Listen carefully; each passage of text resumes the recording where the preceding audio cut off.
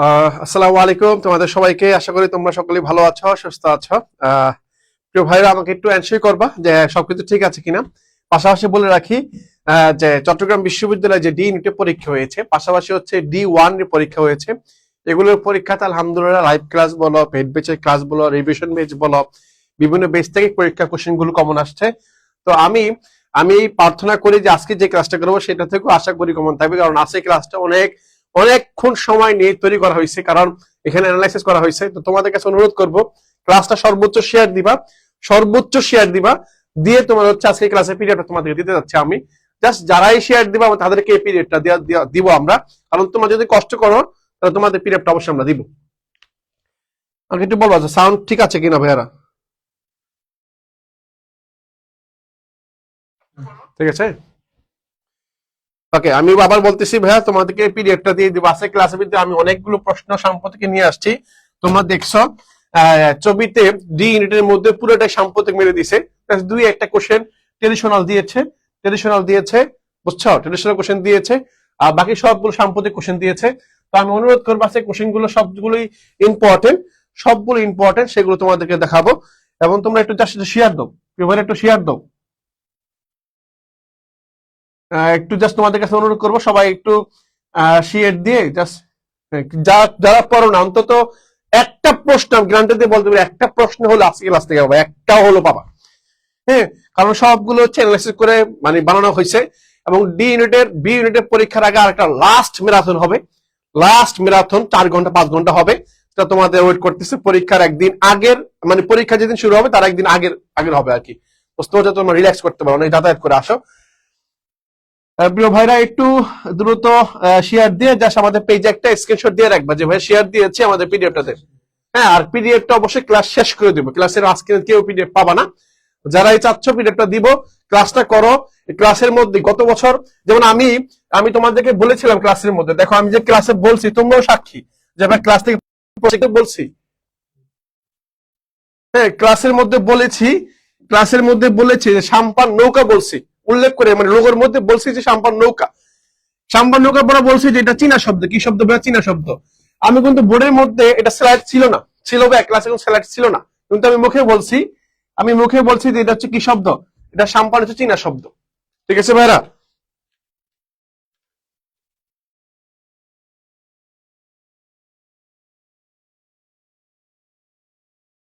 ওকে,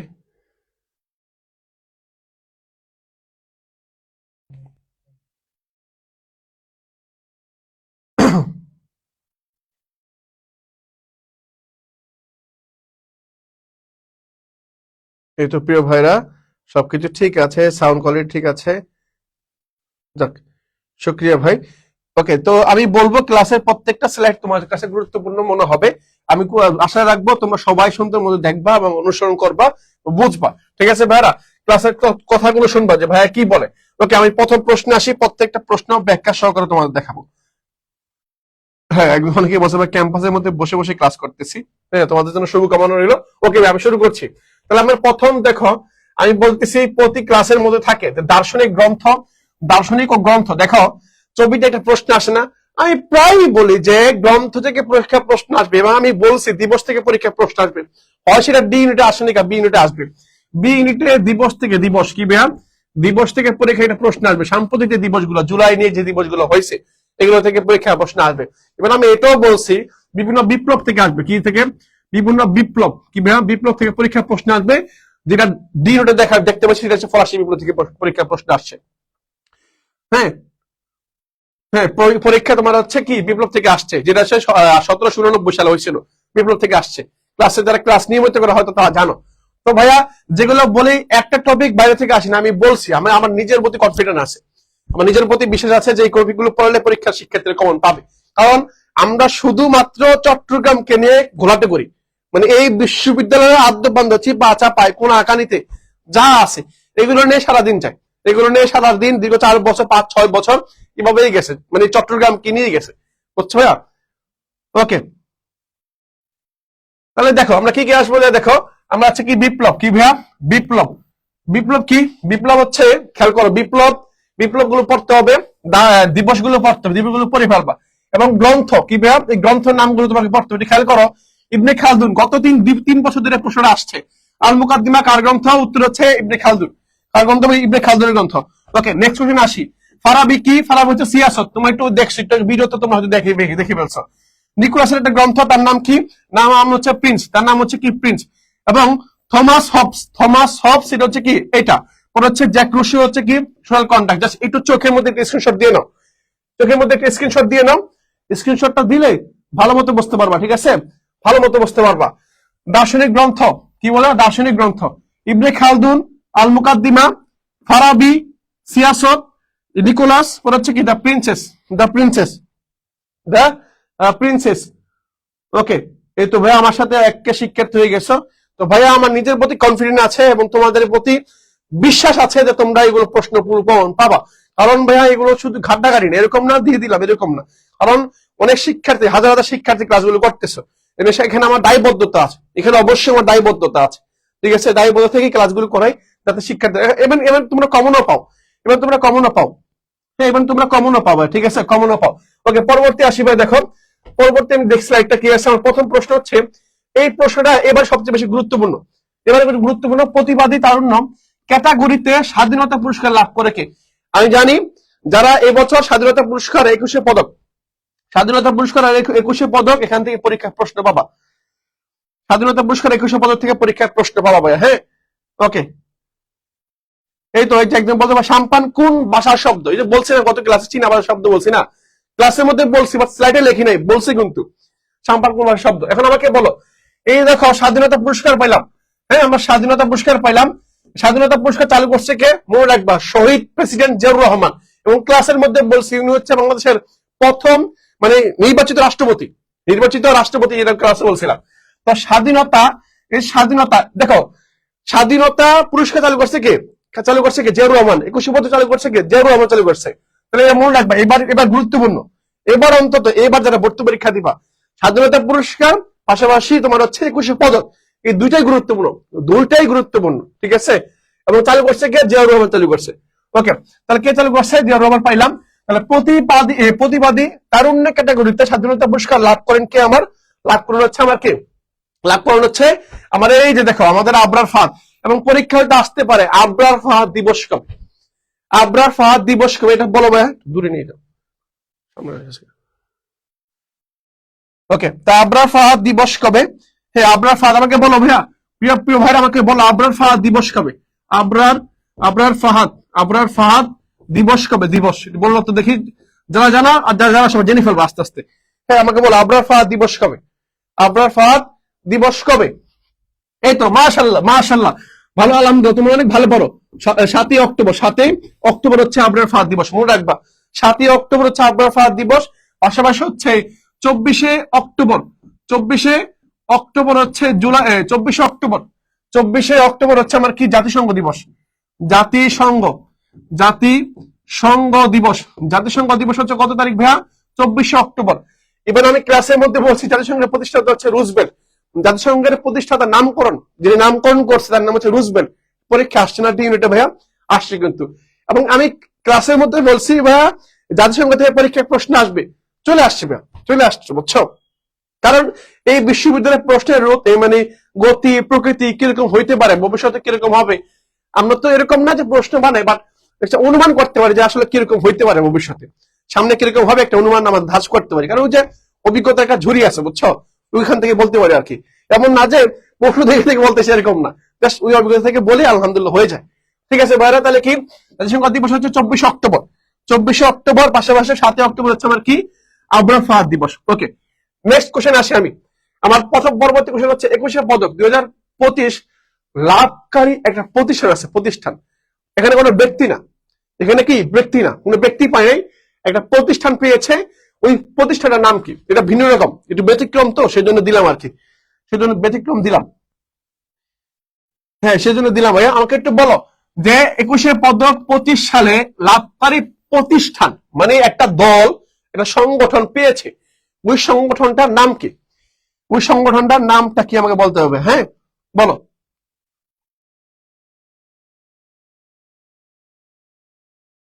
ওকে, আমাকে বললো একুশে পদক 2025 সাল, 2025 সালে যে মনে করো পুরস্কারটা দেওয়া হয়েছে, এই পুরস্কার ইভেন দেখো কিন্তু তুমি মনে রাখবা, যেহেতু তোমার হচ্ছে ডিএডের মধ্যে নোবেল পুরস্কার থেকে প্রশ্ন হয় নাই, নোবেল পুরস্কার থেকে প্রশ্ন হয় নাই, প্রশ্ন কি হয়েছে বলছে যে প্রথম নোবেল পুরস্কার কে পেয়েছিলেন, এটা প্রথম নারী নোবেল পুরস্কার কে পেয়েছে, এটা পরীক্ষা আসছে। কিন্তু স্পেসিফিক 2025 সালে যে নোবেল পুরস্কার দেওয়া হয়েছে, হ্যাঁ, এটা কিন্তু পরীক্ষা আসে নাই। তো বিএডে যারা পরীক্ষা দিবা তারা অবশ্যই নোবেল পুরস্কার কে পেয়েছেন মাচাদো, হ্যাঁ, সাহিত্য কে পেয়েছেন তার নাম পড়বা, ভালো মতো পড়ে যাবা, এবং সে কোন দেশের নাগরিক সেটা পড়ে যাবা, সেটা ভেনেজুয়েলার নাগরিক কোন দেশের নাগরিক সেটা পড়ে যেতে হবে তোমাকে, হ্যাঁ ভাইয়া, পড়ে যাবা। ওকে, ঠিক আছে ভাই, তাহলে উত্তর পেয়ে গেলাম। সেটা হচ্ছে কি নোবেল পুরস্কার পড়ে ফেলবা, নোবেল পুরস্কার 2025, হ্যাঁ 2025 পড়ে ফেলবা। এখন আসি, একুশে পদক 2025 লাভকারী প্রতিষ্ঠান হচ্ছে জাতীয় নারী ফুটবল, জাতীয় নারী ফুটবল দল হচ্ছে একুশে পদক পাইছে, একটা প্রতিষ্ঠান, একটা সংগঠন, একটা দল, দল হিসাবে পুরস্কার পাইছে কোনটা, জাতীয় নারী ফুটবল দল, জাতীয় নারী ফুটবল দল পুরস্কারটা পেয়েছে, ঠিক আছে, নারী ফুটবল দল পুরস্কারটা পেয়েছে। ওকে, ঠিক আছে ভাই, পরবর্তী আসিবা, তোমাদের বিন্দু পরিমাণ সময় নষ্ট করবো না। পরে দেখো, দক্ষিণ এশিয়ার প্রথম দেশ হিসাবে স্টারলিং, স্টারলিং ইন্টারনেট চালু হয়, স্টারলিং ইন্টারনেটটা চালু হয়। বলে রাখি স্টারলিংটা হচ্ছে কার, সেটা হচ্ছে কি, এই যে স্টারলিং যেটা আছে তোমার হচ্ছে, তোমার যারা জানো যে তোমার আমেরিকার যে আমার দেখতে পাই যে এক্স রে পরে হচ্ছে শ্রী বলো, পাশাপাশি হচ্ছে আরো অনেক সংগঠন গুলো আছে, এর সংগঠনের যে প্রতিষ্ঠাতা তার নামটা পরীক্ষা মাঝে মধ্যে আসে, পরে আসতেছি আমি। কারণ আমাকে বলতে হবে দক্ষিণ এশিয়ার প্রথম দেশ হিসাবে, মানে দক্ষিণ এশিয়া কয়টা দেশ ভাইয়া, দক্ষিণ এশিয়ার মোট 8টা দেশ, কয়টা দেশ ভাই, 8টা দেশ। তার মধ্যে কি কি, ওই যে নিপা, এমবিবিএস, এনে নেপাল, আইটি ইন্ডিয়া, পিতে পাকিস্তান, এতে আফগানিস্তান, হ্যাঁ, এই নামগুলো আমরা পড়ছি। এই নামগুলো যেহেতু পড়ছি আমরা, এই নামগুলোর মধ্যে কোন দেশটা তোমার হচ্ছে প্রথম, কোন দেশটা মানে প্রথম স্টারলিং চালু করে, ইলন মাস্কের, হ্যাঁ ইলন মাস্কের তোমার হচ্ছে এই ব্যক্তির, ইলন মাস্ক, হ্যাঁ ইলন মাস্কের তোমার হচ্ছে এই ব্যক্তির প্রতিষ্ঠান হচ্ছে বা একটা এই হচ্ছে স্টারলিং, স্টারলিং চালু করে প্রথম হচ্ছে এই যে মালদ্বীপ, কি চালু করবে, সে হচ্ছে মালদ্বীপ, মনে রাখবা সে কোনটা, সে হচ্ছে মালদ্বীপ, এই মালদ্বীপ প্রথম চালু করে, হ্যাঁ মালদ্বীপ প্রথম চালু করে। বাংলাদেশ ব্যবহারের দিক থেকে তৃতীয়, মানে ওই দক্ষিণ এশিয়ার দিক থেকে বাংলাদেশ তৃতীয়, বুঝছো, বাংলাদেশ হচ্ছে তৃতীয়, বাংলাদেশ হচ্ছে তৃতীয়। ওকে, তাহলে মালদ্বীপ হচ্ছে কি, মালদ্বীপ হচ্ছে প্রথম, আমার দেশ তোমার দেশ বাংলাদেশ হচ্ছে কত, 3 নাম্বার, হ্যাঁ। এবং আমরা, তোমরা জানো হয়তো ভিডিওটা আমার কাছে এখানে আছে, আমার ওই মানে ওই মোবাইলের মধ্যে আছে, যেটা রেকর্ড হচ্ছে কি সেটার মধ্যে আছে, একটা ভিডিও দিয়েছিলাম যে বাংলাদেশের সর্বপ্রথম ওশেন, মানে ওশেন স্যাটেলাইট চালু করে কে, মানে সামুদ্রিক স্যাটেলাইট চালু করেছে কে, কোন মানে কোন বিশ্ববিদ্যালয়, এটা নিয়েও যারা পেজে নিয়মিত আছো তারা ভিডিও দেখো, এটা নিয়ে আমরা ভিডিও দিয়েছিলাম যে আমাদের বিশ্ববিদ্যালয়ে তোমরা হচ্ছে ওশেন স্যাটেলাইট চালু হয়েছিল, হ্যাঁ ওশেন স্যাটেলাইট গ্রাউন্ড স্টেশন চালু হয়েছিল, এটা নিয়ে ভিডিও করেছিলাম, এবং ওই স্টেশনের মধ্যে দাঁড়িয়ে ভিডিও করেছিলাম, বলছিলাম যে এটা হচ্ছে বাংলাদেশের একমাত্র বিশ্ববিদ্যালয় যেটার মধ্যে হচ্ছে ওশেন স্যাটেলাইট মানে গ্রাউন্ড স্টেশন হচ্ছে, সামুদ্রিক থেকে সংকেত পাবে এখানে ডাইরেক্ট, মানে ওই যে মেরিন সায়েন্স ডিপার্টমেন্টের সাথে।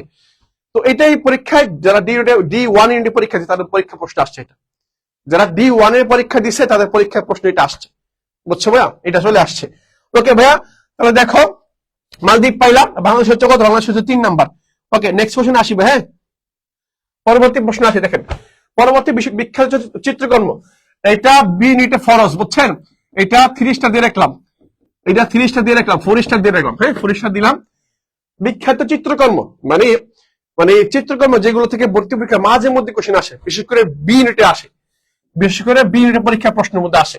এখন আমাকে এই যে দেখো যে কোশ্চেনগুলো দেওয়া আছে এখানে, দেখো মাইকেল অ্যাঞ্জেলা তার দেশ হচ্ছে ইতালি নাগরিক, সে স্যারকে কি দেখো কি কি চিত্রকর্ম গুলো আছে, ছাদের নকশা, মোজেস, দি হোলি ফ্যামিলি, পিটা লাস্ট ডাস্টম্যান, আর সিস্টেমাইন চ্যাপেলের, এগুলো হচ্ছে তার। এবং পাবলো পিকাসো, মনে রাখবা পাবলো পিকাসো হচ্ছে স্পেনের, কোন দেশের ভাইয়া, সে হচ্ছে স্পেনের, এবং সে হচ্ছে গোয়ার্নিকা, কি ভাইয়া, এই যে গোয়ার্নিকা, মনে রাখবা গোয়ার্নিকা চিত্রকর্ম সে এঁকেছে। পরে দেখো ফিদা মকবুল হোসেন, এটা পরীক্ষা আসে মাঝে মধ্যে, ফিদা মকবুল হোসেন সে হচ্ছে ভারতের, কোন দেশের ভাইয়া, সে হচ্ছে ভারতের, ও সে হচ্ছে পঞ্চেন্দ্রীয়, Mother India, medal of Ganga and Yamuna, এগুলো হচ্ছে কার চিত্রকর্ম ভাইয়া, এগুলো হচ্ছে মকবুল হোসেন চিত্রকর্ম, মকবুল হোসেন। পরে দেখো সালভেদর ঢালি স্পেনের নাগরিক, স্পেনের হচ্ছে পিকাসো, এবং হচ্ছে ডালি, দুইজনে দেখো পিকাসো কি করছে, ডালি কি করছে, দ্য পারসিস্টেন্স অফ মেমোরি, এবং হচ্ছে এই যে আমাদের জয়নুল আবেদিন সাহেব, আমাদের বাংলাদেশের জয়নুল আবেদিন সাহেব, সে হচ্ছে মেডোনা 43, মনপুরা 70, সংগ্রাম আর হচ্ছে মই টানা, এগুলো সব চিত্রকর্ম এগুলো কার, এগুলো হচ্ছে আমাদের জয়নুল আবেদিনের। জয়নুল আবেদিন, এটা মনে রাখতে হবে তোমাকে।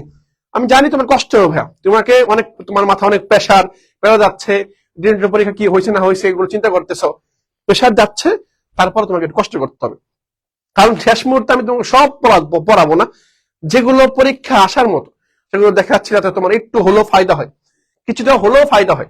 ওকে, তাহলে জয়নুল আবেদিন সে হচ্ছে কি মেডোনা হচ্ছে 43, মনপুরা 70, সংগ্রাম আর হচ্ছে মই টানা, ঠিক আছে, মনে রাখবা।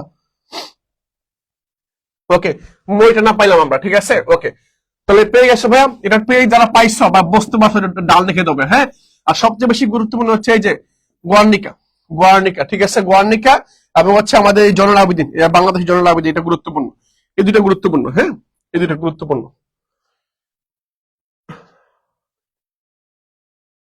ওকে, ঠিক আছে ভাইয়া, ওকে, ঠিক আছে। ইংলিশ ফ্রি ক্লাসও হবে, পাশাপাশি হচ্ছে আমাদের একটা রিভিশন বেচ চালু আছে, বুঝছো। রিভিশন বেচের মধ্যে থেকে দেখছো একটা ক্লাস থেকে 6টা প্রশ্ন কমন আসছে ওই বেচে, হ্যাঁ। তোমরা যারা যুক্ত হতে চাও, জাস্ট ওইটার মধ্যে ক্লাসগুলো সবগুলো দেওয়া আছে, একবার A to Z সব দেওয়া আছে, মানে 24 জন্য, বি আর দিনের জন্য সবগুলো করতে পারবে রিভিশন বেচের মধ্যে। ওকে, পিডিএফ সহ পাবা ওখানে। ওকে, পরবর্তী দেখি আমরা, পরবর্তী কি আছে ভাই, দেখো পরবর্তী হচ্ছে আমার বাংলাদেশের প্রথম জিআই পণ্য কোনটা, বাংলাদেশের প্রথম জিআই পণ্য কোনটা, এই যে দেখো জিআই পণ্য প্রথম কোনটা, প্রথম জিওগ্রাফিক্যাল আইডেন্টিটি বা এই পণ্য কোনটা, এটা কি ইলিশ, এটা কি জামদানি শাড়ি, নকশি কাঁথা, নাকি হচ্ছে খিরসাপাত আম, খিরসাপাতি আম আছে, হ্যাঁ, অনেক সুন্দর আম, খাইতে মজা। ওকে, দেখো কি বলছে, বাংলাদেশের প্রথম জিআই পণ্য, কি পণ্য, জিআই পণ্য, ভৌগোলিক পণ্য, হ্যাঁ, ভৌগোলিক নির্দেশক পণ্য। এই যে পণ্যগুলা, এই পণ্যগুলোর মধ্যে প্রথম কোনটা ভাইয়া, সেটা কি ইলিশ নাকি জামদানি শাড়ি, সেটা কি ইলিশ হবে না জামদানি শাড়ি হবে ভাইয়া, হ্যাঁ, এটা হচ্ছে কি ভাইয়া, এটা জামদানি শাড়ি হবে, ঠিক আছে, জামদানি শাড়ি, জামদানি শাড়ি, এটা হচ্ছে আমার জামদানি শাড়ি, ঠিক আছে ভাইয়া, জামদানি শাড়ি মনে রাখতে হবে, জামদানি শাড়ি, জামদানি শাড়ি, ঠিক আছে। তাহলে উত্তর কি ভাইয়া, উত্তর হচ্ছে আমার জামদানি শাড়ি। এবং সর্বশেষ যে জিআই পণ্যটা, কে বলতে পারবা, আমাকে একটু বলো ভাইরা, হ্যাঁ, আমরা জানি তোমরা পারো, যারা জানো না সমস্যা নাই, তার সাথে শিখে যাবা। আর সর্বশেষ যে পণ্যটা নাম আছে, সর্বশেষ জিআই পণ্যটা, সর্বশেষ জিআই পণ্যের নাম কি, মানে একেবারে সর্বশেষ, মানে একবারে লাস্ট আপডেট অনুযায়ী সর্বশেষ জিআই পণ্যের নাম কি, দেখি কে বলতে পারো। সর্বশেষ জিআই পণ্য, সর্বশেষ, হ্যাঁ, সর্বশেষ জিআই পণ্য, হ্যাঁ, সর্বশেষ জিআই পণ্য কোনটা, আমাকে বলো ভাইয়া একটু, একটা তোয়ালে আছে, হ্যাঁ, কোনটি ভাইয়া দেখি, সর্বশেষ, হ্যাঁ, সর্বশেষ বাংলাদেশের সর্বশেষ জিআই পণ্য কোনটা, সর্বশেষ জিআই পণ্য কোনটা ভাইয়া, দেখি বলো। একদম বলতে পারে সাদা পাথর, হ্যাঁ, এই তোয়ালেটা কোন জায়গার ভাইয়া, হ্যাঁ, তোয়ালেটা কোন জায়গার, জামদানি শাড়ি হচ্ছে প্রথম যে এই পণ্য জামদানি, হ্যাঁ, তোয়ালিটা, হ্যাঁ, এই যে কালীগঞ্জের তোয়ালে, গোড, সাবাস, কালীগঞ্জের, কালীগঞ্জের তোমার হচ্ছে কি তোয়ালে, কালীগঞ্জের তোয়ালে, বুঝছো, তোয়ালে আছে না, তোয়ালে, কালীগঞ্জের তোয়াল হচ্ছে সর্বশেষ জিআই পণ্য বাংলাদেশের বর্তমান পর্যন্ত, স্টিল নাও বাংলাদেশের সর্বশেষ যে জিআই পণ্য যেটা, সেটা হচ্ছে কালীগঞ্জের তোয়ালে, বুঝছো, গা মোছে না, গোসল টোসল করার পরে চুল টুল মোছার জন্য আমরা যে তোয়ালে ব্যবহার করি না, তোয়ালেটা হচ্ছে সর্বশেষ জিআই পণ্য, হ্যাঁ, কালীগঞ্জের তোয়াল, মাশাআল্লাহ। ঠিক আছে ভাই, উত্তর হয়ে গেল। আমি পরবর্তী প্রশ্নে আমি আসি, দেখো বিশ্ববিখ্যাত মহাকাব্য, এখান থেকে পরীক্ষা প্রশ্ন আসে, বই বলো, মহাকাব্য বলো, কবিতার নাম বলো, এখান থেকে আসে বি ইউনিটে, ঠিক আছে। কারণ কি, এখান থেকে প্রশ্ন এই জন্য দিবে, বি বি ইউনিটে কোশ্চেন হচ্ছে 20টা, কয়টা, 20টা। আর আমাদের বি ইউনিটে সামনে যেটা পরীক্ষা হবে, 10 তারিখে যেটা পরীক্ষা হবে, সেটার মধ্যে যে কোশ্চেন কয়টা, 40টা, সেই জন্য এখান থেকে দিবে, সেই জন্য এখান থেকে দিবে। কারণ তুমি যদি হিসাব করো, দিনের সাথে যদি বির হিসাব করো তাহলে হবে না, কারণ এখানে অনেকগুলো টপিক বাদ দিতে হয়, কারণ আমাকে প্রশ্ন করতে হবে কয়টা, 20টা, আর বি ইউনিটে কোশ্চেন করবে কয়টা, 40টা, এখান থেকে দিবেই দিবে, কারণ তার টপিক নাই তো, তাকে এখানে দিতে হবে, এখান থেকে দিতে হবে। আর এখান থেকে তারা প্রতি বছর দেয়, প্রতি বছর এখান থেকে দেয়, যাতে আমি তোমরা পরীক্ষা হলে বের হওয়ার পর যাতে আমি বলতে পারি যেখান থেকে পরীক্ষা প্রশ্ন আসে, বুঝছো, আমি যাতে বলতে পারি, সেজন্য তোমাদের দিয়েছি। ওকে ভাইরা, ঠিক আছে ঠিক আছে ঠিক আছে, ওকে পরে পরে গেল। এখন দেখেন হোমরে কি আছে, হোমর হচ্ছে গ্রিক কবি, ওনার হচ্ছে ইলিয়াড আর হচ্ছে ওডাসি। ভার্জিল রোমান কবি, সে হচ্ছে এনিয়েড, পরে হচ্ছে বাল্মীকি হচ্ছে রামায়ণ, আর দেবদাস হচ্ছে মহাভারত, বেদব্যাস, আর হচ্ছে জন মিল্টন হচ্ছে paradise lost, paradise Regain, Ferdousi হচ্ছে কি শাহনামা। এটা পরীক্ষা আসে, এটা স্টার্ট দিয়ে রাখো একটু, হ্যাঁ শাহনামাটা পরীক্ষা আসে, শাহনামাটা পরীক্ষা আসে, স্টার্ট দিয়ে রাখলাম। তাহলে মোটামুটি ভাইরা বুঝছেন কোন থেকে পরীক্ষা আসে, কোথা থেকে প্রশ্ন হয়, ক্লিয়ার হয়েছেন ভাইয়া? ওকে, তাহলে মোটামুটি এটা শিওর। হ্যাঁ আমি আবার বলতে চাই, ছবির জন্য পড়তে তোমাদের এখানে আসতে হবে। ছবিকে নিয়ে যদি খুঁটিনা জানতে হয় তাহলে এখানে অবশ্যই তোমাকে টাকা দিতে হবে, টাকা তোমাকে এখানে দিতেই হবে।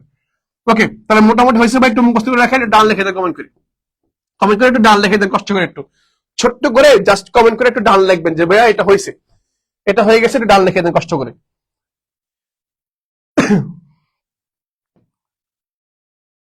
একটু কষ্ট করে বলেন যে ডান, হ্যাঁ ডান বলেন, ডান কি বলবেন না, ডান বলবেন, ডান, হ্যাঁ বলেন কষ্ট করে একটু শুরু করে বলে দেন ভাই ডান হয়ে গেছে।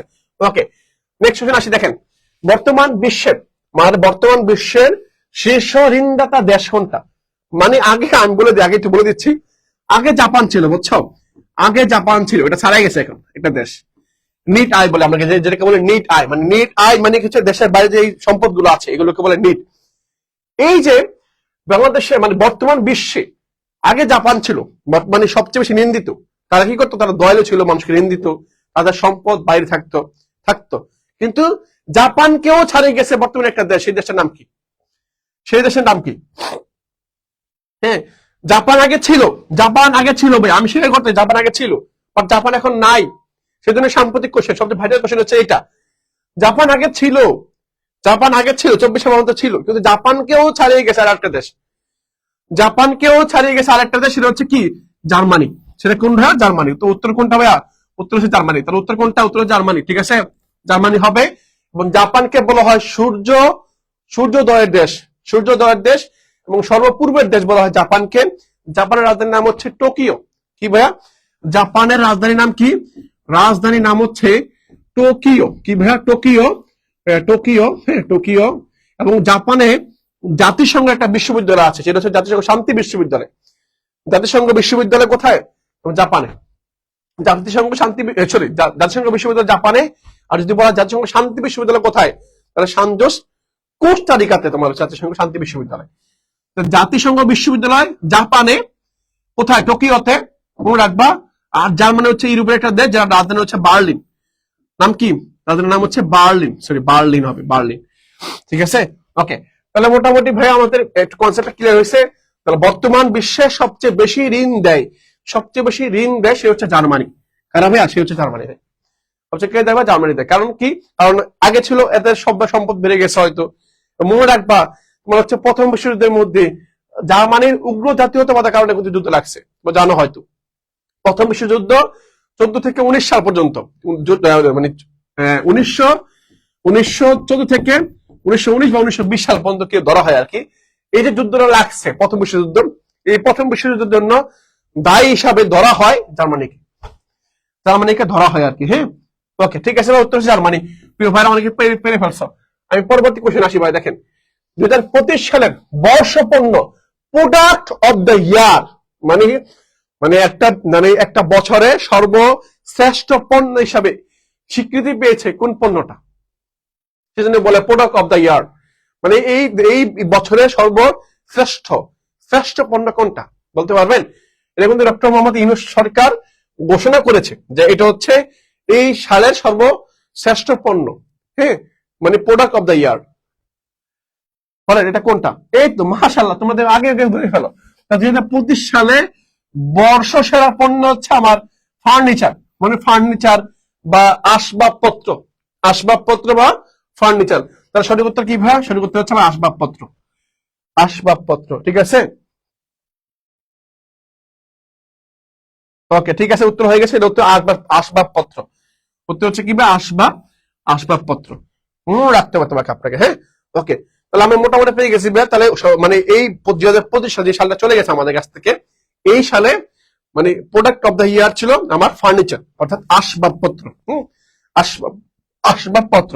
ওকে, আমি পরবর্তী আসি। দেখেন বিখ্যাত চিত্রকর্মের মধ্যে পরবর্তী কি আছে দেখো, বিখ্যাত চিত্রকর্মের মধ্যে পরবর্তী হচ্ছে আমার ক্লোথ মনে, সেটা হচ্ছে সানরাইজ, মানে সূর্য উঠতেছে এই দৃশ্যটা অঙ্কন করেছিল। সানরাইজ কার ভাইয়া? এই ক্লোথ মনে। হচ্ছে দুয়া মানে হচ্ছে অলিম্পিয়াড, এটা তেমন গুরুত্বপূর্ণ না।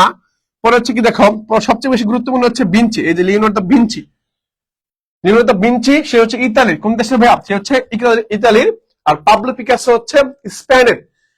পাবলো পিকাসো হচ্ছে স্পেনের, আর ভিঞ্চি হচ্ছে কোন দেশের? সে হচ্ছে ইতালির নাগরিক।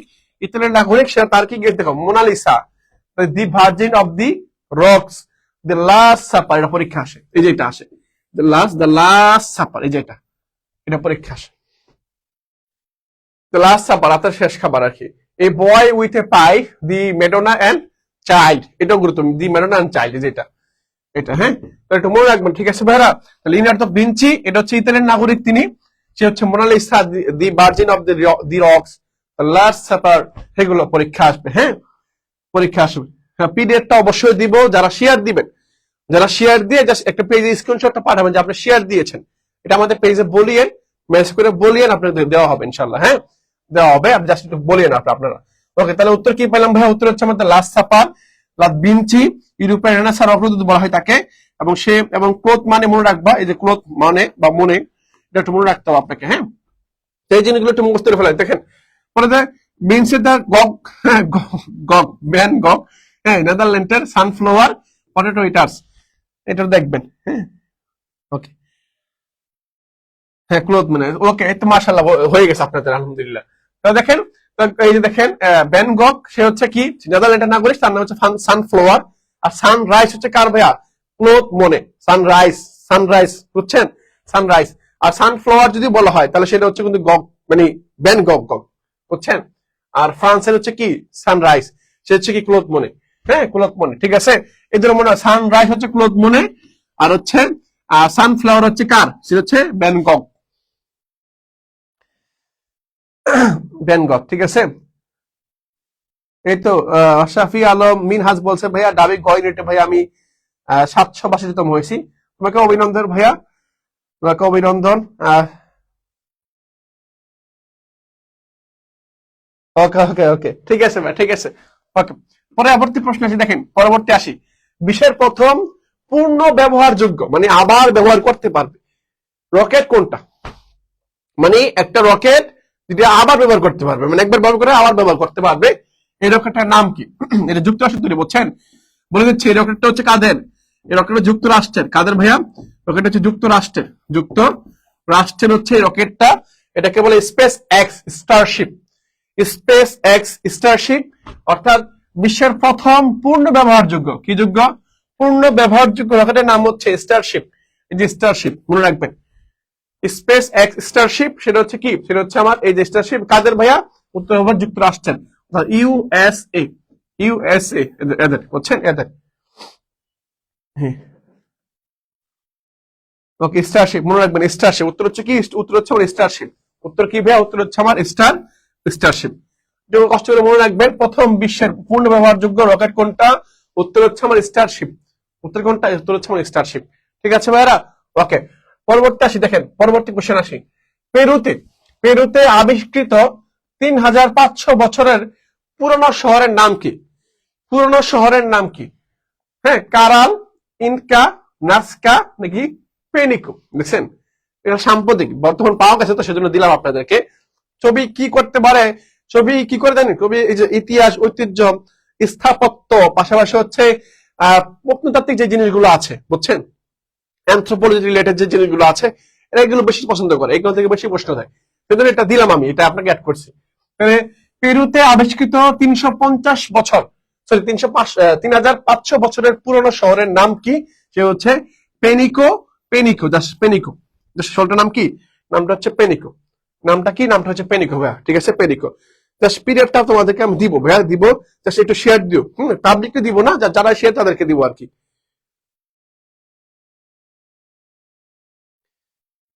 হ্যাঁ, এটা উত্তর কি ভাই? উত্তর হচ্ছে আমার পেনিকো। উত্তর কি ভাই? উত্তর হচ্ছে আমার পেনিকো, ঠিক আছে? উত্তর হচ্ছে পেনিকো। আমরা জাস্ট এত এই জন্য কষ্ট করি, যাতে তোমার পরীক্ষার ফল থেকে বের হয়ে যাতে বলতে পারো ভাই আলহামদুলিল্লাহ কমন পড়েছে। জাস্ট এই সাউন্ডটা শোনার জন্য কষ্ট করি, বুঝছো? এই সাউন্ডটা শোনার জন্য কষ্ট হচ্ছে, তুমি বলবা পরীক্ষা হল থেকে বের হয়ে আসা বলবা যে ভাই আলহামদুলিল্লাহ কখন পড়ছে, জাস্ট এটা শোনার জন্য আমরা কষ্ট করি আর কি। ঠিক আছে ভাইয়া? ওকে, পরবর্তী আসে দেখেন, পরবর্তী কি 21শে পদক ও স্বাধীনতা পদক, মানে দুইটাই পাইছে, মানে 21শে পদকও পাইছে আর স্বাধীনতা পুরস্কারও পাইছে। 21শে পদকও পাইছে, স্বাধীনতা পুরস্কারও পেয়েছে। এখন এই দুই পুরস্কার যখন পাইছে, কে পাইছে? তোমরা অনেকেই জানো, তার নামটা হয়তো জানো, সে চট্টগ্রামের সন্তান, বলে দিলাম, ক্লু দিয়ে দিলাম, ক্লুটা হচ্ছে সে চট্টগ্রামের সন্তান, সে 21শে পদকও পাইছে, পাশাপাশি স্বাধীনতা পুরস্কারও পাইছে। স্বাধীনতা পুরস্কার এবং 21শে পদক পুরস্কার দুটাই সে পেয়েছে, দুটাই পেয়েছে। এবং তার নামটা কি? তার নামটা কি?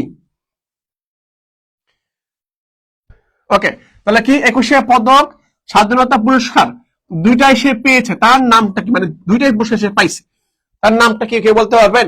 সে চট্টগ্রামের সন্তান, মাশাআল্লাহ। ওকে, তার উত্তর কি? সে হচ্ছে নবেরা আহমেদ। এই নবেরা আহমেদ, সে হচ্ছে চট্টগ্রামে, বুঝছেন, তার বাবা চট্টগ্রামের সন্তান আর কি।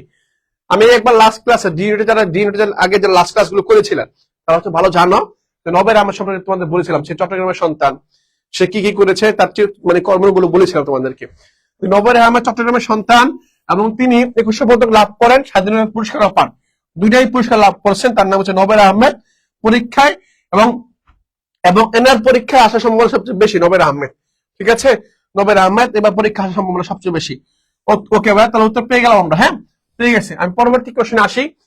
পরবর্তীতে আসি, দেখেন, তত্ত্বাবধায়ক সরকার ব্যবস্থা পুনঃপ্রবর্তনের জন্য সংবিধানের কোন সংশোধন বাতিল করতে হবে? একটু বলি তোমাদের, আগে বলছি।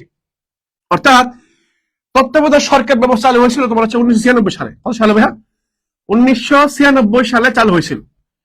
পরবর্তীতে আমাদের হাসুয়াপা, তোমার হচ্ছে ফ্যাসিস্ট সরকার, হাসুয়াপা 2011 সালে, কত সালে?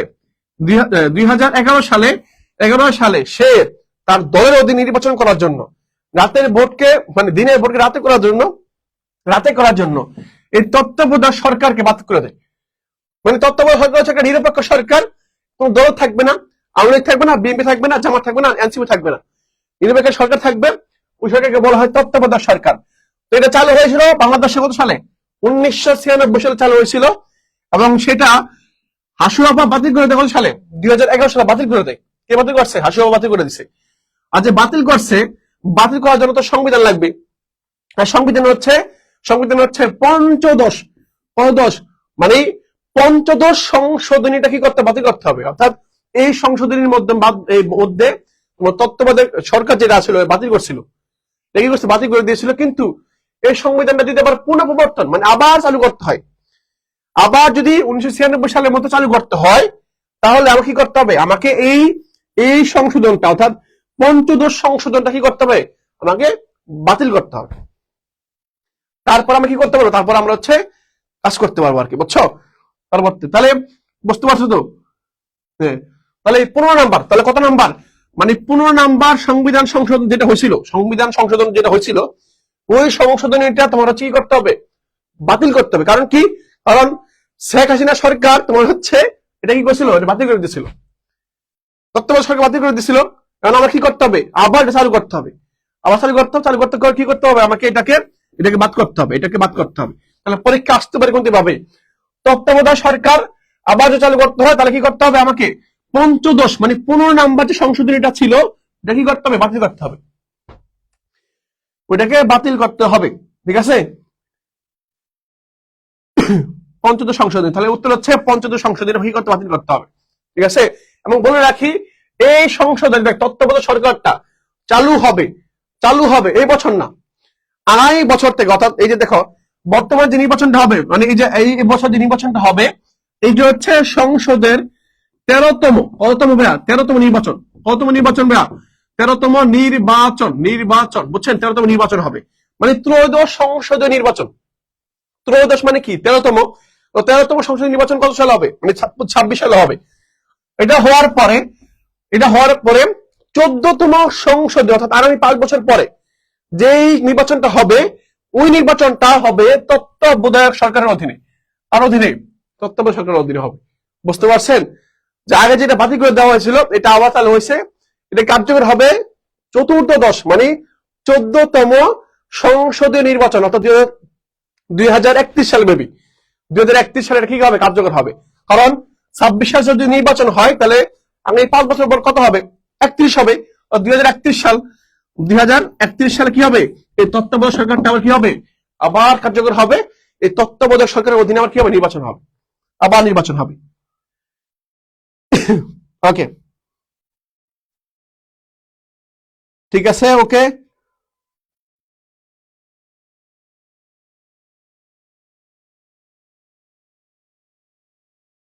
ঠিক আছে, ওকে ওকে ওকে, পরবর্তী আসি, দেখেন পরবর্তী আসি। জুলাই শহীদ দিবস পালিত হয়, এটা গুরুত্বপূর্ণ। কারণ কারণ ডি ইউনিটের মধ্যে 20টা কোশ্চেনের মধ্যে 4টা কোশ্চেন জুলাই রিলেটেড, মানে 20টা কোশ্চেন আসছে, তার মধ্যে 4টা থেকে 5টা কোশ্চেন পুরোটা জুলাই রিলেটেড, জুলাই বিপ্লব রিলেটেড আসছে, তাহলে বি ইউনিটে আসার সম্ভাবনা অনেক বেশি। জুলাই শহীদ দিবস পালিত হয় 14 জুলাই, 15 জুলাই, 16 জুলাই, 17 জুলাই। ওকে, তাহলে দেখেন, খেয়াল করেন, বলেন ভাই আমাকে একটু বলেন, এটা কি হবে উত্তরটা?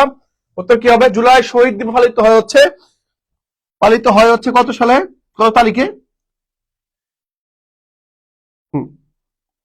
উত্তর হচ্ছে 16 জুলাই। এই তো গুড, পারছো। তাহলে জুলাই শহীদ দিবস হচ্ছে আমার কত, 16 জুলাই।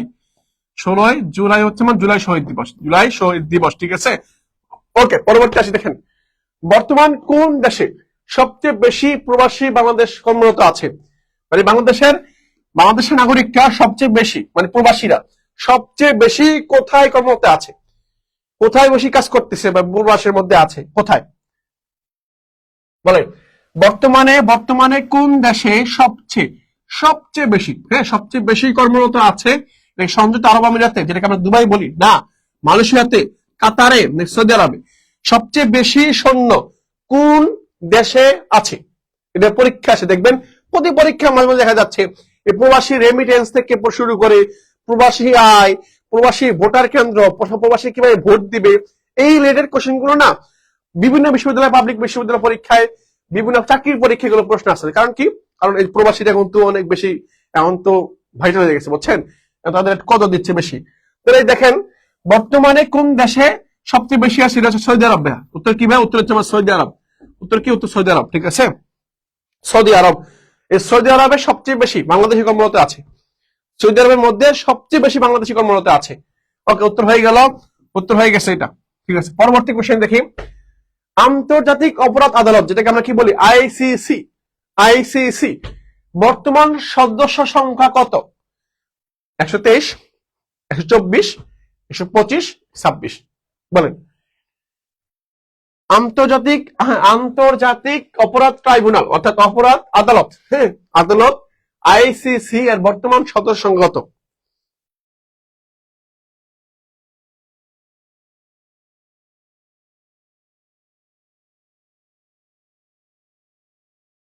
ওকে, অনেক উত্তর দিয়ে ফেলছো অলরেডি, বলো ভাইয়া আন্তর্জাতিক আদালতের বর্তমান সদস্য সংখ্যা কত? বর্তমান আমার সদস্য সংখ্যা কত? হ্যাঁ, উত্তর হচ্ছে 125। মাশাআল্লাহ। তাহলে বর্তমান আদালতের আইসিসি সদস্য সংখ্যা হচ্ছে 125টা। কয়টা ভাইয়া? 125টি দেশ। 125টি দেশ হচ্ছে বর্তমান আইসিসি এর সদস্য। এর সদস্য হচ্ছে 125টি। ওকে, পরবর্তী দেখি। পরবর্তী হচ্ছে হাউস অফ দ্য বিট্রায়াল। দেখো, বিট্রায়াল, এই যে দেখেন হাউস অফ দ্য বিট্রায়াল, এই ডকুমেন্টারি ফিল্মটি কোন ঘটনার উপর নির্মিত হয়েছে? জানো, বর্তমানে একটা ফিল্ম তৈরি করা হয়েছে, এর নাম হচ্ছে হাউস অফ দ্য বিট্রায়াল। এই ডকুমেন্টারি ফিল্মটি কোন ঘটনার উপর নির্মিত হয়েছে? মানে কোন ঘটনাকে কেন্দ্র করে এটা তৈরি করা হয়েছে? প্রতিটা ছবি তো ঘটনা করে কেন্দ্র করা হয়, মানে কোনটা কোন ঘটনাকে কেন্দ্র করা হয়েছে? ঠিক একইভাবে দেখেন, এই যে এটা গুরুত্বপূর্ণ, বুঝছেন, এটা একটু গুরুত্বপূর্ণ, এই যে 30টা দিয়ে রাখলাম, গুরুত্বপূর্ণ এটা, হ্যাঁ। হাউস অফ দ্য বিট্রায়াল, এই ডকুমেন্টারি ফিল্মটা তৈরি করা হয়েছে তোমার হচ্ছে পিলখানা হত্যা, যে পিলখানা বিডিআর হত্যা, এই পিলখানা হত্যাকাণ্ডের উপরে নির্মিত একটা ফিল্ম হচ্ছে আমার এই যে হাউস অফ বিট্রায়াল, ঠিক আছে। উত্তর হচ্ছে আমার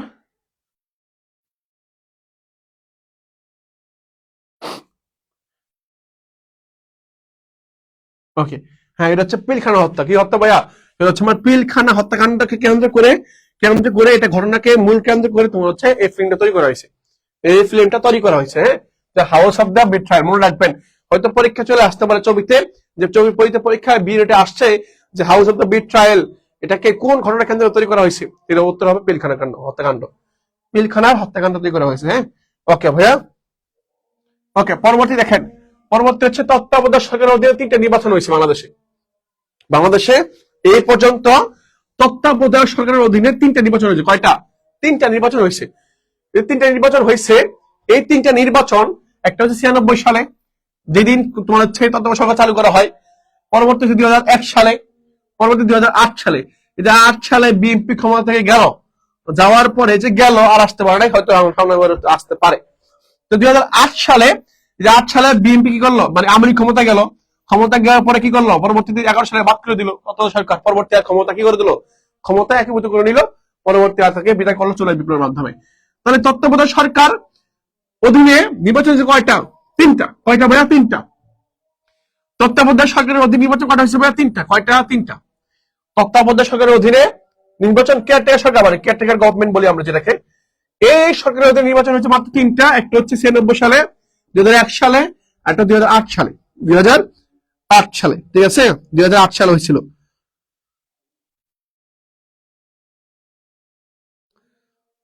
ওকে ভাইয়া, এই যে বলছো যে খারাপ লাগে, খারাপ লাগবে না ভাইয়া, সময় সবার ঘুরে আসবে, সময় সবার ঘুরে আসবে। হয়তো তোমার আজকে সময় খারাপ যাচ্ছে, আজকে খুব কষ্ট যাচ্ছে, আজকে দিনটা অনেক কষ্টদায়ক হচ্ছে, অনেকেই বন্ধু চান্স পেয়ে যাচ্ছে, তুমি এখন হচ্ছে না, আজকে হয়তো তোমার খারাপ লাগতেছে, বাট একটা টাইম আসবে, সময় আসবে, যেই সময়টাতে তোমার সুখবর আসবে, সুসংবাদ আসবে, তোমাকে একটু অপেক্ষা করতে হবে, একটু ওয়েট করতে হবে, যে সৃষ্টিকর্তা তোমাকে অবশ্যই দিবে, তোমাকে ধৈর্য ধারণ করতে হবে।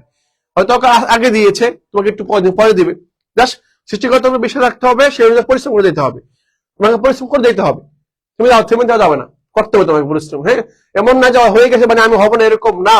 পৃথিবীতে যারাই সফল হয়েছেন তাদের প্রত্যেকের পিছনে কষ্ট আছে, প্রত্যেকের পিছনে ব্যর্থতার গল্প আছে, কষ্টের পীড়া আছে, প্রত্যেকের মানে গল্পের সফলতার পিছনে অনেক কাহিনী আছে, লম্বা লম্বা কাহিনী আছে, শুনতে পারবা। তো তুমি যখন সফল হবা তখন তোমার ব্যর্থতা যেগুলো করছো, মানে তুমি যে ব্যর্থ হয়েছো, এই ব্যর্থতা তোমার কত থাকবে, মূল্য থাকবে। আর তুমি যদি ব্যর্থই থেকে যাও তাহলে কে কত দিবে না। তো তোমাকে অনুরোধ করবো, ভেঙে যাওয়া না, ভেঙে পড়বা না। পৃথিবী, তোমার সফলতা আসবে, আজকে না কালকে আসবে, আসবে, লেগে থাকতে হবে তোমাকে, তোমাকে লেগে থাকতে হবে ভাইয়া, লেগে থাকতে হবে। হ্যাঁ, লেগে থাকিও ভাইয়া, লেগে থাকিও, হাল ছেড়ে দিও না, হাল ছেড়ে দিও না, হাল ছেড়ে দিও তুমি এখানেই শেষ, এখানেই শেষ হয়ে যাবা। তোমাকে ধরে রাখতে হবে, তুমি যে সামনে যে পরীক্ষাগুলো আছে এগুলো সুন্দর দিতে হবে, তোমাকে ফুল এনার্জেটিক হয়ে পরীক্ষাগুলো দিতে হবে, যে সামনে এইবার যেহেতু ভুল হয়েছে আমি ভুল করবো না, সামনে পরীক্ষাগুলো সুন্দর করে দিব আমি। ওকে, ওকে, ঠিক আছে ভাই, তাহলে উত্তর হলো এটা। পরে আসি, দেখেন প্রথম আসি, প্রথম প্রধান উপদেষ্টা, তোমার তত্ত্বাবধায়ক সরকারের প্রথম প্রধান উপদেষ্টা হচ্ছে বিচারপতি হাবিবুর রহমান। তত্ত্বাবধায়ক সরকারের প্রথম প্রধান উপদেষ্টা হচ্ছে হাবিবুর রহমান, আর সর্বশেষ প্রধান উপদেষ্টা হচ্ছেন ফখরুদ্দিন আহমেদ। এই ফখরুদ্দিন আহমেদ,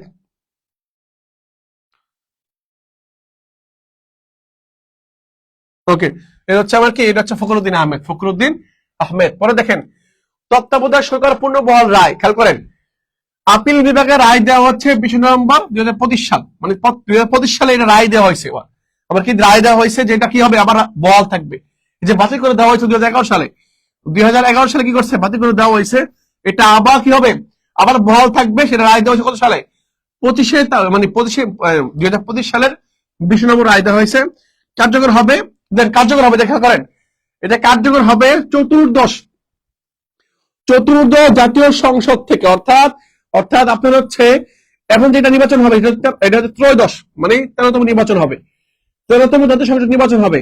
কিন্তু সামনে যেটা হবে 14তম হবে, সেটা হচ্ছে 2031 সালে। তখন থেকে তত্ত্বাবধায়ক সরকারটা কি হবে, কার্যকর হবে, তখন থেকে, এখন না, তখন থেকে কার্যকর হবে, তখন থেকে কার্যকর হবে। সেটা হচ্ছে কি, সেটা হচ্ছে আমার এই যেটা চতুর্দশ সংসদ নির্বাচন, সংবিধানের অনুচ্ছেদ 14 দ্বিতীয় পরিচ্ছেদের 58 খ, বুঝছেন এটা? ওকে, ঠিক আছে, হতাশ হবে না, হতাশ হয়ে থেমে যাওয়া না, হতাশ হয়ে শুরু করতে হবে, আবার শুরু করতে হবে। Failure is the pillar of success, ব্যর্থতাই সফলতার মূল মন্ত্র। হ্যাঁ, মনে রাখবা, ব্যর্থতা সফলতার মূল মন্ত্র, ব্যর্থ হবা সফল হইতে পারবা, ব্যর্থ না হলে সফলতার মজা নাই, আনন্দ নাই, সুখ নাই, শান্তি নাই। ব্যর্থতার মাধ্যমে সফলতা যখন আসবে তখন আনন্দ পাবা, সুখ পাবা, শান্তি পাবা, হ্যাঁ, নিজের মধ্যে ফিলিং কাজ করবে। আর যদি এমনি এমনি হয়ে যায় তাহলে হবে না। দেখেন ওরা জাতীয় পরিচয় পত্র, যেটাকে আমরা কি বলি এনআইডি, ন্যাশনাল আইডি কার্ড। এই যে আইডি কার্ডের আবেদনের যদি আবেদন করতে চাও তাহলে তোমাকে অবশ্যই সর্বনিম্ন বয়স কত লাগবে, মানে একজন বাংলাদেশের নাগরিক হইতে হলে তাকে যদি আবেদন করতে হয় এনআইডি কার্ডের জন্য আবেদন করতে তাকে অবশ্যই 16 অথবা মানে 16তম মানে 16 বছর হইতে হবে তাকে, অবশ্যই তাকে 16 বছরের বয়সে হইতে হবে, নাহলে হবে না, নাহলে তার হবে না, বুঝছেন? তাকে অবশ্যই 16তম বছর বা 16 বছর হইতে হবে।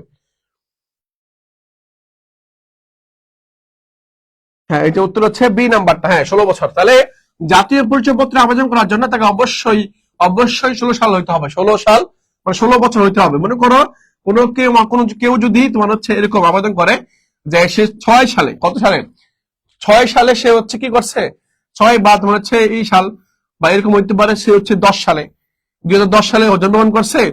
কেউ যদি 2010 সালে জন্মগ্রহণ করে থাকে, তাকে অবশ্যই সেই আবেদন করতে পারবে, কারণ 10 সালে হলে তার বয়স 16 হয়ে গেছে। 16 হয়ে গেছে, তাহলে 10 আর 16 মানে 26 সাল, যেহেতু 16 বছর হয়ে গেছে, সে পারবে। ওকে, তাহলে উত্তর হচ্ছে 16 বছর বয়সে সে পারবে। পরবর্তী দেখি, বাংলাদেশ তত্ত্বাবধায়ক সরকারের অধীনে নির্বাচন হয়, বাংলাদেশের তত্ত্বাবধায়ক সরকারের অধীনে নির্বাচন হয় হচ্ছে কয়টা, 3টা, 4টা, 5টা না 6টা, বলেন কয়টা? বাংলাদেশ তত্ত্বাবধায়ক সরকারের অধীনে নির্বাচন কয়টা হয়েছে, কয়টা, ভাইয়া? 1টা, 2টা, 3টা, 4টা, 5টা নাকি 3টা নাকি 4টা, বলেন?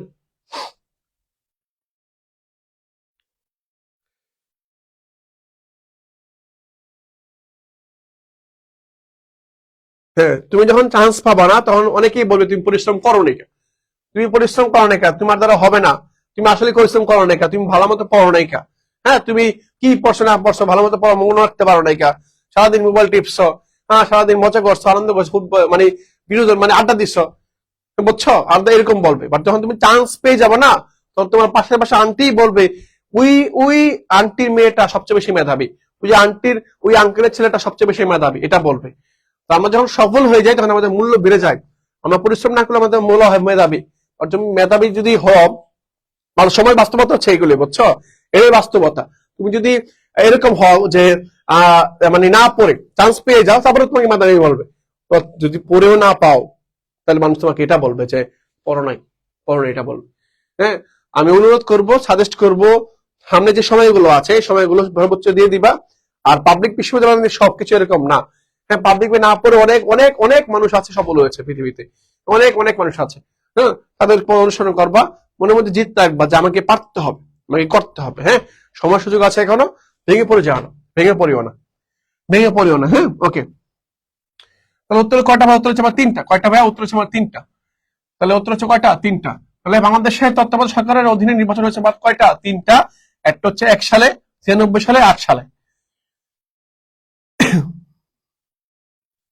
ওকে, পরবর্তী দেখেন, বলছে কি বাংলাদেশ থেকে সেনা সদস্য নেওয়ার ঘোষণা দেয় কোন দেশ? খেয়াল করছেন কি বলছে? মানে বাংলাদেশ থেকে সেনা সদস্য নিবে, বলছে সেনাবাহিনী নিবে, সেনা সদস্য নেওয়ার ঘোষণা দেয় কোন দেশ? সৌদি আরব দিছে না? সৌদি আরব দেয়নি। সৌদি আরবের মধ্যে সবচেয়ে বেশি বাংলাদেশি কর্মরত আছে আর কি। হ্যাঁ, এটা কি কুয়েত, সংযুক্ত আরব আমিরাত নাকি কাতার? কোন দেশ বলেন? এটা কোনটা হবে ভাইয়া? উত্তর বলেন। বাংলাদেশের থেকে সেনা সদস্য নেওয়ার জন্য ঘোষণা দিয়েছে, বাংলাদেশ থেকে সেনা সদস্য নিবে ঘোষণা দিয়েছে কোন দেশ? এটা কোন দেশ হবে? উত্তর হচ্ছে আমার কাতার। এই যে মাশাআল্লাহ, উত্তর কি ভাইয়া? উত্তর হচ্ছে আমার কাতার।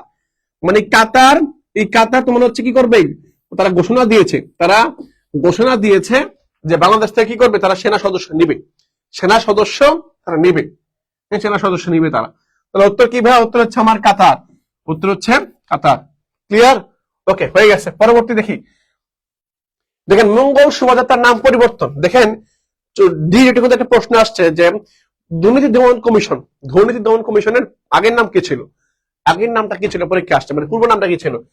ঠিক একইভাবে মঙ্গল শোভাযাত্রার নাম পরিবর্তন করা হয়েছে, বুঝছেন? মঙ্গল শোভাযাত্রার নাম পরিবর্তন করা হয়েছে, সরি যাত্রার নাম হচ্ছে কি, সরি শোভাযাত্রা পরিবর্তন করা হয়েছে। আগে ছিল কি? আগে ছিল মঙ্গল শোভাযাত্রা, আর বর্তমান নাম হচ্ছে কি? বর্তমান নাম হচ্ছে বর্ষবরণ আনন্দ শোভাযাত্রা।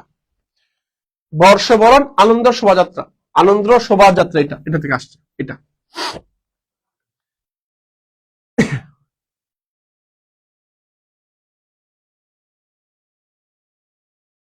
উত্তর হচ্ছে আমার কি, উত্তর হচ্ছে আমার এই যে বর্ষবরণ। কি ভাইয়া, এই যে বর্ষবরণ, এটা কি ভাই, এটা বর্ষবরণ। তাহলে উত্তর কি পেলাম, মঙ্গল শোভাযাত্রার নাম পরিবর্তন করে রাখা হয়েছে বর্ষবরণ আনন্দ শোভাযাত্রা। বর্ষবরণ আনন্দ শোভাযাত্রা, ঠিক আছে। তাহলে পরীক্ষা যদি আসে, আমার সাথে যে 15 শিক্ষার্থী আছে, যুক্ত আছে, তাহলে কেউ ভুল করবে না, কেউ ভুল করবে না, ঠিক আছে, কেউ ভুল করবে না। উত্তর হচ্ছে বর্ষবরণ আনন্দ শোভাযাত্রা। ওকে, নেক্সট কোশ্চেন আসি, দেখো পরবর্তী আসি। পরবর্তী কি বলছে, বাংলা নববর্ষের শোভাযাত্রার নাম পরিবর্তন করে কি রাখা হয়? এই যে দেখলাম আমরা কিছুক্ষণ আগে দেখলাম, বলো তো দেখি, বলো কত নম্বর উত্তর হবে এটা? এ বি সি ডি, কোনটা হবে?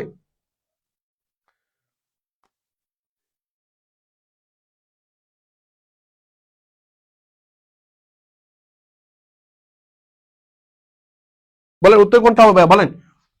আর আমরা তো রিকোয়েস্ট করবো যে শেষ মুহূর্তে যে আমাদের রিভিশন বেসটা চলতেছে, এবার আজকেও ক্লাস আছে, বুঝছেন?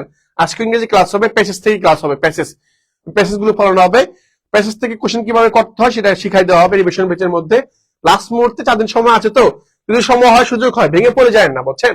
ভেঙে পড়ে গেলে আপনার লস হবে, আপনারও লস হবে। ভেঙে পড়ে যায় না, যদি সম্ভব হয় রিভিশন বেচে ক্লাসগুলো করিয়েন, বুঝছেন? রিভিশন বেচে অনেকগুলো পড়া একসাথে করানো হয়েছে, অনেকগুলো পড়া দেখানো হয়েছে শর্টকাট করে, বুঝছেন? যা পড়ানো হয়েছে ওগুলো ক্লাসের মধ্যে করেন। ক্লাস ডিউরেশন 2 ঘন্টা করে ছিল, 2 ঘন্টা করে ছিল, তো আপনি এখন ক্লাসগুলো করে ফেলেন যদি সম্ভব হয়। যদি না চায়, না সমস্যা না, আপনি যেখানে সেখানে করেন, সমস্যা নেই।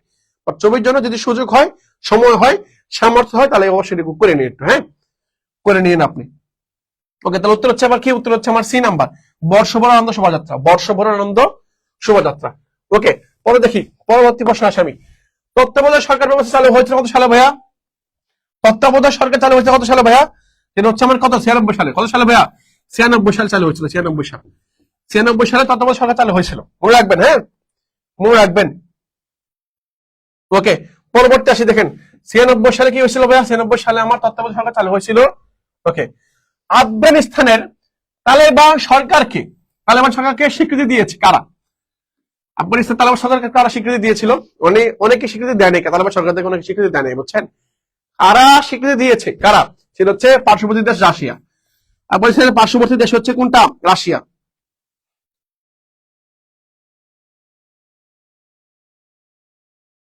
ওকে, তাহলে উত্তর হচ্ছে কি, উত্তর হচ্ছে আমার রাশিয়া। উত্তর কি, উত্তর হচ্ছে আমার রাশিয়া, ঠিক আছে, উত্তর হচ্ছে রাশিয়া। তবে আফগানিস্তানের তালেবান সরকারকে মানে প্রথম স্বীকৃতি দিয়েছে কারা? এই রাশিয়া দিয়েছে, রাশিয়া স্বীকৃতি দিয়েছিল। ওই পরবর্তী আসি, দেখেন বঙ্গোপসাগরের মধ্যে একটা কি হয়েছিল, একটা ঘূর্ণিঝড় হয়েছিল, যেটার নাম হচ্ছে মোছা। কি নাম? মোছা। এই যে মোছা, এই মোছা শব্দের অর্থ কি? বঙ্গোপসাগরে একটা কি হয়েছিল, ঘূর্ণিঝড় হয়েছিল, ওই ঘূর্ণিঝড়টার নাম কি? এটার নাম কি? শক্তিশালী ঝড়, বজ্রপাত, সুগন্ধির ফুল, বৃষ্টির দেবতা, কোনটা? বঙ্গোপসাগরে একটা কি হয়েছিল, এটা ঘূর্ণিঝড় হয়েছিল, ওই ঘূর্ণিঝড়ের নাম কি ভাইয়া? মোছা। ওই মোছার নামটা কি? এই মোছার নামটা কি?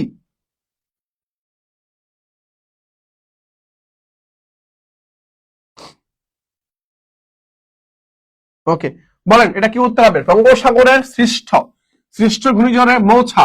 হ্যাঁ, মোছা এর না অর্থ কি? এর অর্থ হচ্ছে কি ভাই? এর অর্থ হচ্ছে সুগন্ধি ফুল ভাই। উত্তর কি ভাই? উত্তর হচ্ছে আমার সি নাম্বারটা, উত্তর হচ্ছে গ নাম্বারটা বা ঘ নাম্বারটা, এটা হচ্ছে সুগন্ধি ফুল। সুগন্ধি ফুল, এটা হচ্ছে আমার উত্তর, ঠিক আছে, ওটা হচ্ছে আমার উত্তর, সুগন্ধি ফুল। হ্যাঁ, তাহলে এই মোছা শব্দের অর্থ হচ্ছে কি ভাইয়া? সুগন্ধি ফুল। শব্দের অর্থ কি? সুগন্ধি ফুল, ঠিক আছে। ওকে, পরবর্তী দেখেন কোন দেশে বিদেশি মুদ্রার ব্যবহার নিষিদ্ধ করা হয়েছে? এটা গুরুত্বপূর্ণ, এটা একটু বেশি গুরুত্বপূর্ণ, হ্যাঁ। কোন দেশে বিদেশি মুদ্রার ব্যবহার নিষিদ্ধ নিষিদ্ধ করা হয়েছে? নিষিদ্ধ, একবার নিষেধ, মানে একেবারে নিষেধ করা হয়েছে। নিষেধ করা হয়েছে। এটা কি ইরান? এটা কি ইরান হবে? উত্তর কোরিয়া হবে? আফগানিস্তান হবে? নাকি হচ্ছে মিয়ানমার হবে? কোনটা? মানে কোন দেশে বিদেশি মুদ্রার ব্যবহার একেবারে নিষিদ্ধ, মানে ওরা নিষিদ্ধ করে দিয়েছে, ওরা নিষিদ্ধ করে দিয়েছে আর কি, বুঝছেন? মানে যে দেশটা এমন একটা দেশ, যে দেশটা আপনার হচ্ছে মুদ্রার ব্যবহার নিষেধ করে দিছে, যে বাইরের দেশের মুদ্রা চলবে না, এখানে কেন চলবে না? এটা কোন দেশ? এটা হচ্ছে আমার কি, এটা হচ্ছে আমার আফগানিস্তান। কোনটা ভাইয়া? এটা হচ্ছে আমার আফগানিস্তান। কোনটা ভাইয়া? উত্তর হচ্ছে কি আফগানিস্তান, মনে রাখবেন, আফগানিস্তান। উত্তর হচ্ছে আমার আফগানিস্তান, উত্তর হচ্ছে কি আফগানিস্তান, ঠিক আছে। তাহলে কোন দেশে বিদেশি মুদ্রার ব্যবহার নিষেধ করা হয়? উত্তর হচ্ছে আমার সি নাম্বার, আফগানিস্তান। আফগানিস্তান, হ্যাঁ।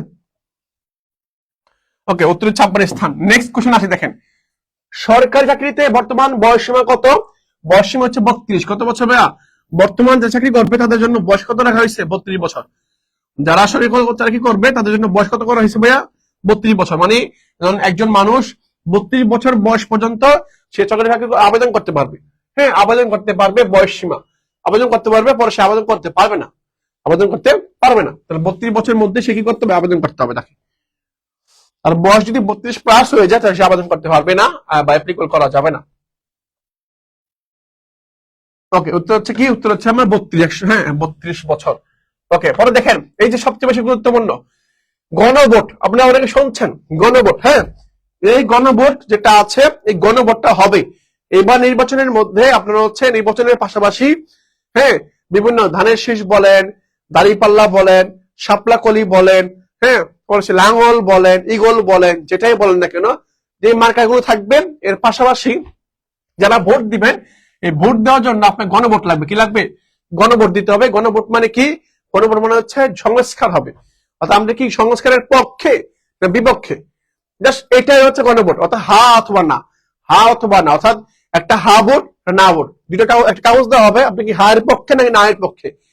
হায়ের পক্ষে মানে হচ্ছে আপনি সংস্কারকে সাধুবাদ জানাবেন, সংস্কার হবে। আর যদি বলেন না আমি সংস্কার মানি না, তাহলে না ভোট। বুঝতে পারছেন? বুঝতে পারছেন? এরকম মানে জুলাইয়ের পক্ষে যারা আছেন তারা হা ভোট, না চাইলে না ভোট আর কি, না ভোট, এরকম আর কি। তাহলে দেখেন, তাহলে গণভোট কবে হয়েছে ভাইয়া? গণভোট মোট 3বার হয়েছে। কয়বার? বাংলাদেশে এ পর্যন্ত রিফারেন্ডাম, দেখেন খেয়াল রাখেন, পরীক্ষায় হয়তো, পরীক্ষায় বলে দেই পরীক্ষায় হয়তো একটা শব্দ আসবে এরকম যে বলবে রেফারেন্ডাম, রেফারেন্ডাম এর পারিভাষিক অর্থ কি? রেফারেন্ডাম এর পারিভাষিক অর্থ কি? পারিভাষিক অর্থ, পারিভাষিক অর্থ কি? পরীক্ষা বলছে, এটা বলছে পারিভাষিক অর্থ কি? উত্তর সহজ করে দিবেন কি? গণভোট। কি দিবেন? গণভোট। পারবেন না? পারবেন কিন্তু। পরীক্ষা যদি চলে আসে তাহলে গুরুত্ব দিবেন পারিভাষিক, মানে রেফারেন্ডাম এর পারিভাষিক অর্থ হচ্ছে গণভোট। কি ভোট? গণভোট। হ্যাঁ, গণভোট। বাংলা খেয়াল রাখবেন, রেফারেন্ডাম বাংলা খেয়াল রাখবেন। হ্যাঁ 3বার হয়েছে এ পর্যন্ত, নিয়ে 3বার হয়েছে। হ্যাঁ মাশাআল্লাহ। হ্যাঁ, তাহলে উত্তর হচ্ছে কয়বার? পারিভাষিক শব্দ হচ্ছে রেফারেন্ডাম, এর অর্থ হচ্ছে গণভোট। 3বার। এই ভোট কবে হয়েছে মোট? বাংলাদেশ সৃষ্টির পর থেকে পর্যন্ত মোট কবার হয়েছে? 3বার। কবে হয়েছে? 3বার হয়েছে। সামনে আরেকবার হবে, সামনে আরেকবার হবে। তাহলে 3বার। কয়বার ভাইয়া? 3বার। ওকে, নেক্সট কোশ্চেন আসি। দেখেন এই যে দেখেন চলে আসছি, প্রবাসী ভোটার, প্রবাসীরা প্রবাসীর ভোটার নিবন্ধনের অ্যাপ এই প্রথম, বলে রাখি, মানে এই প্রথম প্রবাসীরা ভোট দিতে পারবে। এই প্রথম প্রবাসীরা ভোট দিতে পারবে। এই যে ভোট যে দিবে কোন অ্যাপস এর মাধ্যমে দিবে? এই যে ভোট যে দিবে এটা কোন মানে অ্যাপস এর মাধ্যমে দিবে বলেন তো?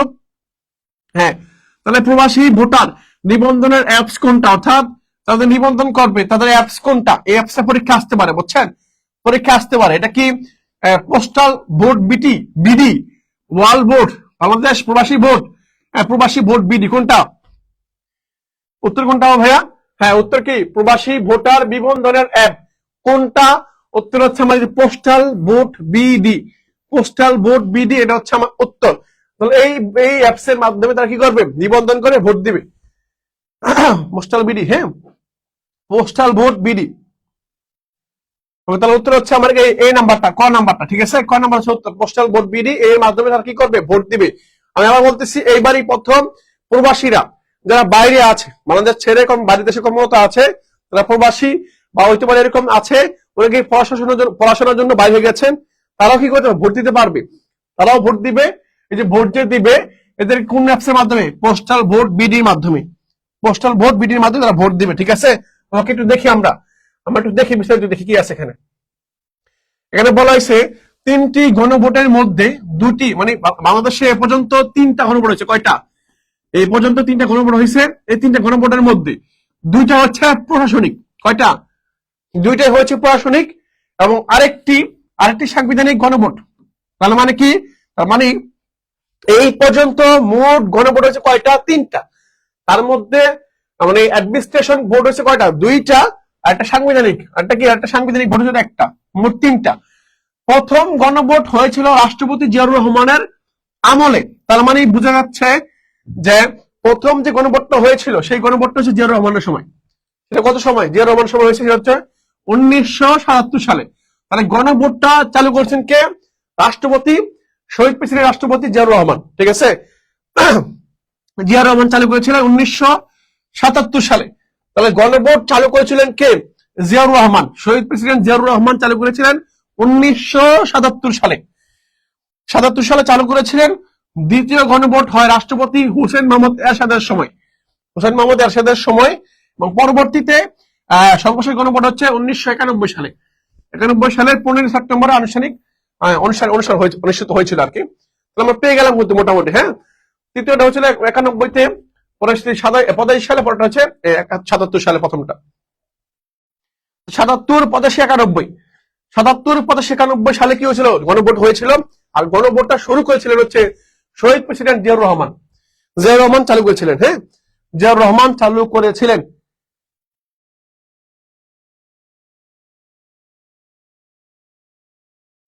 ওকে, ঠিক আছে ভাই, জিয়াউর রহমান। তাহলে উত্তর হচ্ছে জিয়াউর রহমান। পরবর্তী আসি, দেখেন পরবর্তী এই যে দেখেন, এটা স্লাইডটা চলে গেছে হয়তো, স্লাইডটা এখানে ছিল, একটা স্লাইড, হ্যাঁ, দেখানো দরকার ছিল, এটা গুরুত্বপূর্ণ ছিল। এই তো চলে আসছে, যায় নাই। দেখেন এই যে এটা খেয়াল করেন ভাই, সবার সাথে একটা স্লাইড ছিল আমার, এটা গুরুত্বপূর্ণ, সেজন্য রেখে দিচ্ছি আমি আপনাদের জন্য। সবচেয়ে বেশি বাংলাদেশ সবচেয়ে বেশি রপ্তানি আয় হয় কার থেকে? যুক্তরাষ্ট্র থেকে সবচেয়ে বেশি রপ্তানি হয়। বাংলাদেশ সবচেয়ে বেশি আমদানি ব্যয় হয় চীন থেকে। সবচেয়ে বেশি প্রাথমিক পণ্য রপ্তানি হয়, কি পণ্য? মানে কৃষিজাত পণ্য রপ্তানি হয়। সবচেয়ে বেশি জনশক্তি রপ্তানি করা হয় সৌদি আরবের মধ্যে। ডিরেক্ট আমরা দেখছিলাম আমরা, সবচেয়ে বেশি কর্মসংস্থান আছে কোথায়? সৌদি আরবের মধ্যে। আর সবচেয়ে বেশি বৈদেশিক সাহায্যদাতা দেশ হচ্ছে জাপান। মানে বাংলাদেশের মধ্যে সবচেয়ে বেশি ঋণ দেয়। আমরা একটু আগে পড়ছি পৃথিবীর সবচেয়ে বেশি ঋণ দেয় কোন দেশ? জার্মান দেখছি। কিন্তু বাংলাদেশের মধ্যে সবচেয়ে বেশি ঋণ দেয় কে? জাপান। কোন দেশ? সেটা হচ্ছে জাপান। জাপানের মধ্যে সবচেয়ে ঋণ দিচ্ছে বাংলাদেশকে। সৌদি আরবের মধ্যে সবচেয়ে বেশি কর্মসংস্থান আছে, বাংলাদেশের লোক আছে এখানে। এবং সবচেয়ে বেশি পণ্য রপ্তানি হচ্ছে কৃষিজাত পণ্য। আর চীন থেকে আমদানি হয়। আর রপ্তানি হয় হচ্ছে কোথায়? যুক্তরাষ্ট্রে রপ্তানি হয়। যুক্তরাষ্ট্র হচ্ছে রপ্তানি হয়।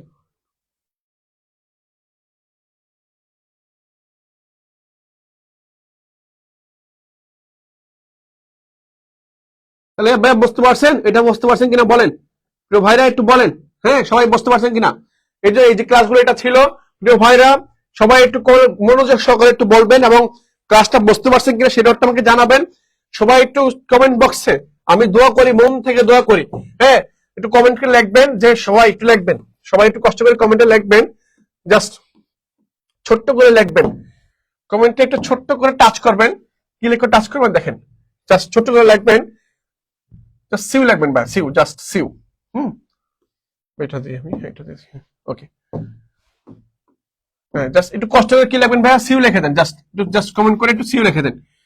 যে বা যারা আমার সাথে যুক্ত আছেন, আমি এদেরকে জাস্ট শর্টকাট করে কিছু কোশ্চেন দেখাইলাম, যেগুলো আপনার ভর্তি পরীক্ষায় গুরুত্বপূর্ণ। আপনি যে পরীক্ষা দিবেন, এই পরীক্ষায় জিকে তে যদি 40 নাম্বার পেতে পারেন, তাহলে তো আলহামদুলিল্লাহ। 40-এর মধ্যে যে 35 পান, তারা টপ পজিশন করবেন, টপ করে পেতে পারবেন। ঠিক আছে, জাস্ট কমেন্ট করে একটু কি লিখবেন? সিউ লিখে দেন। জাস্ট সবাই, এভরিওয়ান, যে বা যারা আমার সাথে যুক্ত আছেন, সবাই একটু কমেন্ট করে সিউ লিখে দেন। সবাই একটু কষ্ট করে সিউ লিখে দেন ভাই, হ্যাঁ, বলেন।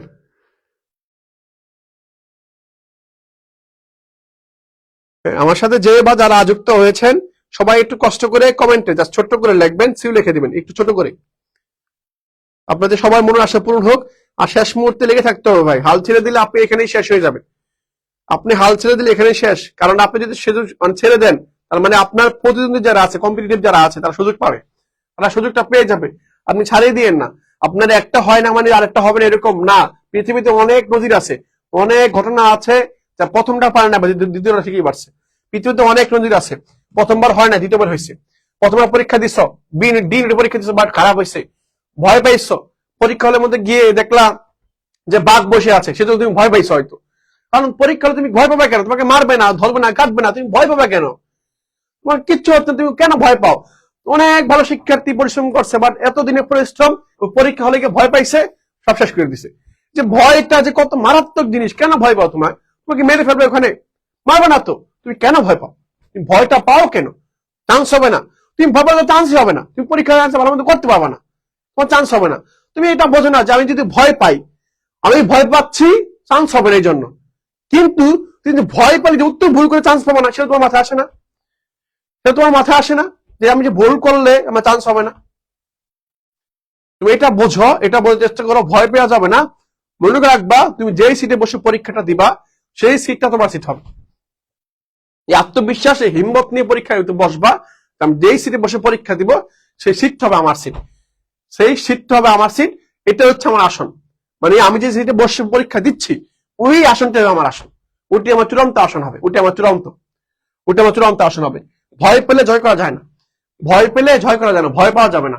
ঠিক আছে ভাইরা, ভয় পাওয়া যাবে না।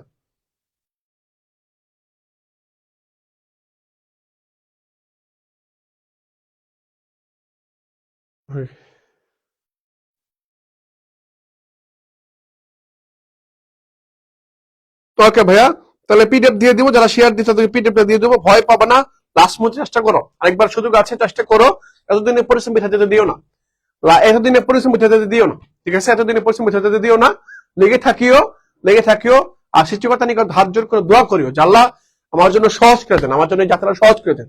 সৃষ্টিকর্তা নিকট দোয়া করবা যে সহজ করে দেন। সময় এখনো আছে, সময় এখনো ঘুরে দাঁড়ানোর সময় এখনো আছে, এখনো আছে। প্রিয় শিক্ষার্থীরা, এখনো সময় আছে, জাস্ট কাজে লাগাও। তোমাদের জন্য অফুরন্ত দোয়া হইলো। হ্যাঁ, তোমরা জাস্ট নামাজে তাহাজ্জুদে মনে যাতে দোয়া করবা যাতে আল্লাহ তাআলা তোমার জন্য এই সহজ করে দেন যাত্রাটাকে, যাতে সহজ করে দেন। তোমাদের জন্য মন থেকে দোয়া রইলো, মন থেকে দোয়া করি তোমরা চান্স পাও, তোমরা আমাদের ক্যাম্পাসে আসো। হ্যাঁ, ক্যাম্পাসে আগামী 4 বছর 5 বছরের জন্য পাহারাদার হও, চবিয়ান হও, চট্টগ্রাম বিশ্ববিদ্যালয়ে পড়াশোনা করো, যে স্বপ্নের একটা সাবজেক্ট নিয়ে পড়াশোনা করো। সে দোয়া, সেই প্রার্থনা রেখেই শেষ করছে আজকের ক্লাস।